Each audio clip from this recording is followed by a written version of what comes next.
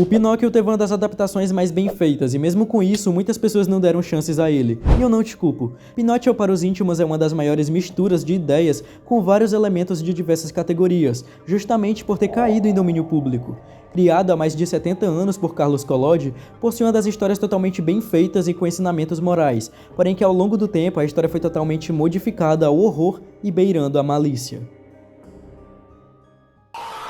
Ah, mano, sinceramente eu não quero ser esse cara. Até porque meu primeiro contato com essa obra de arte foi na escola, quando ainda era analfabeto e andava todo cagado. Opa, prazer, o Iriga aqui. Hoje vamos falar da Deep Web de O Pinóquio, que por conta de ter caído no domínio público, as pessoas fuderam com força e sem proteção toda a história desse desenho. Então já pega a pipoca e bora. Pinóquio 3000 é um filme que é basicamente uma cópia da obra original. Cara, esse filme virou um meme por basicamente ser um filme ruim. O filme já começa como qualquer filme do Pinóquio, com ele sendo feito, e com a música de fundo que você pega nos sites pirata. Solta a bota da garganta. Por ser o ano 3000, o Geppetto faz uma versão do Pinóquio, só que avançada. E uma falha cibernética chamada Cyberina aparece na casa dos dois e fala que o Pinóquio pode virar sim um menino de verdade. E ele só precisa distinguir o certo e o errado. E para ele aprender a diferenciar, a Cyberina faria o que o nariz dele crescesse a cada mentira que ele contasse para que servisse como uma moral. E falando em moral, a gente pode trazer uma reflexão para nossas vidas. Já que é evidente que na escrita do Pinóquio, o foco de Carlos Collodi foi convencer as crianças a se comportarem. E mais que isso, a obra ela busca promover a consciência das virtudes com a honestidade e o altruísmo. As suas lições morais ainda um alerta para os perigos das tentações e para as consequências dos vícios que tem muito em hoje em dia, como por exemplo da própria mentira. E o Pinóquio é o personagem mais próximo das caracterizações de nós próprios humanos, por simplesmente mostrar as suas falhas, que vai de mentir até a ganância. E a ganância, um exemplo bom, é do próprio filme do Pinóquio, que foi feito um filme erótico do Pinóquio lá nos anos passados. Mas isso a gente vai falar depois.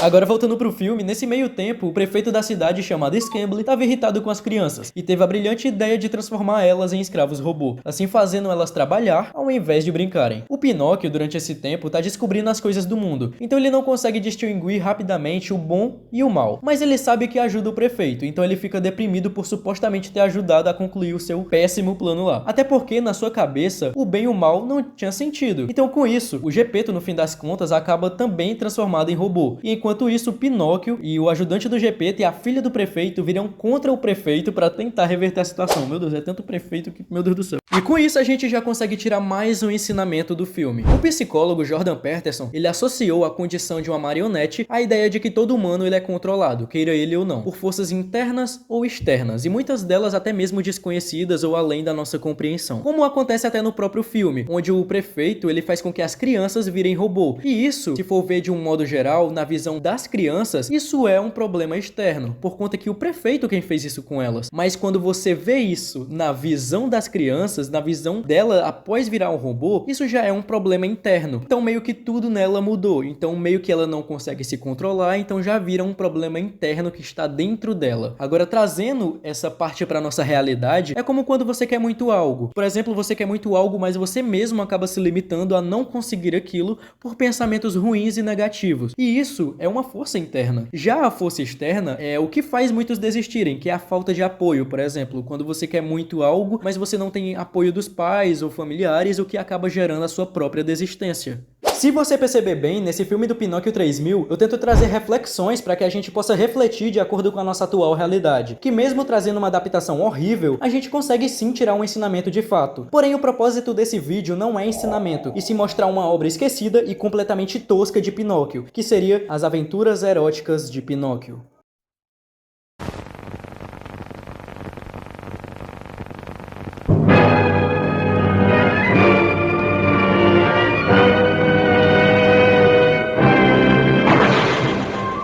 Hi there.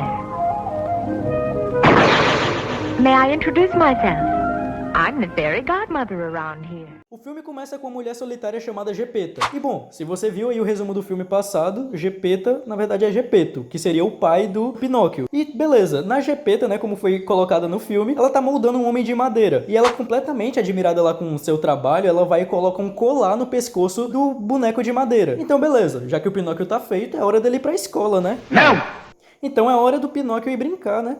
Bom, não é exatamente isso. Cara, ela usa o Pinóquio como uma forma de consolo. Sim, meus amigos, exatamente, uma forma de consolo. Mas por algum motivo ela percebe que ele não a satisfaz. Então ela deixa o boneco no lugar e começa a conversar lá com o boneco. Mas ele não fala nada.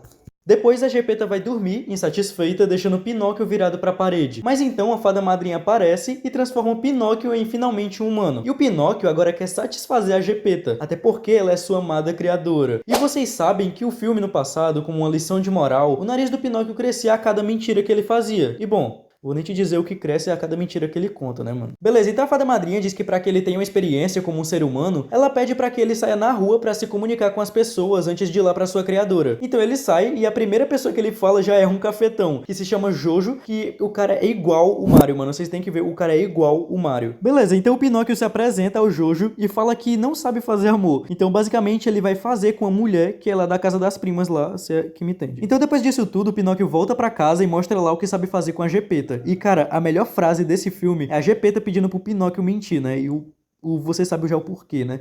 E esse filme, cara, tem uma série de coisas que acabaram causando seu esquecimento. Até porque, cara, tem cenas até com orgias, cara, lá na casa das primas. Porque o cara, por ser feito de madeira, ele teve lá seu ótimo desempenho, tá ligado? E, cara, esse filme é tão pesado que tem relação até com o abuso lá que acontece com a Geppetto. Só que o abuso não acontece porque o Pinóquio chega pra salvar ela. E, cara, o cara usa a arma que o cara encontrou pra lutar nessa batalha contra os abusadores é o seu membro, cara. Isso, é um membro, cara. E, cara, mesmo sendo um filme completamente estranho, e se tivesse tido relevância lá atrás, teria acabado com a história do Pinóquio original, esse filme tem toda uma moral por trás sobre objetificação, porque normalmente a gente vê a objetificação como homens olhando pra mulheres como se elas fossem uns objetos, só que nas aventuras eróticas, né, nesse filme, a gente vê o contrário, porque a gente não vê uma virada de mesa como uma mulher tratando um homem como um objeto, mas a gente vê uma mulher tratando um objeto como um homem, e a objetificação, ela faz parte da cultura humana, você querendo ou não, lá desde o início, mesmo envolvendo muitas coisas com apenas uma história infantil.